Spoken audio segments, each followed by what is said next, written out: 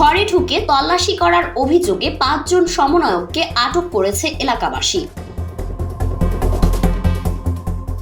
গতকাল সোমবার 25শে ফেব্রুয়ারি রাতে ফেনী সদর উপজেলার লেমুয়া ইউনিয়নের দক্ষিণ চাঁদপুর এলাকার সমন্বয়ক পরিচয়ে ঘরে ঢুকে তল্লাশি করার অভিযোগে 5 জন সমন্বয়ককে আটক করেছে এলাকাবাসী। এলাকাবাসীর সাথে বাক বিতণ্ডাকালে সমন্বয়করা বলেন, আমাদেরকে চেনে না, ফেনী শহরে এমন কোনো লোক নেই, দেশ স্বাধীন আমরাই করেছি।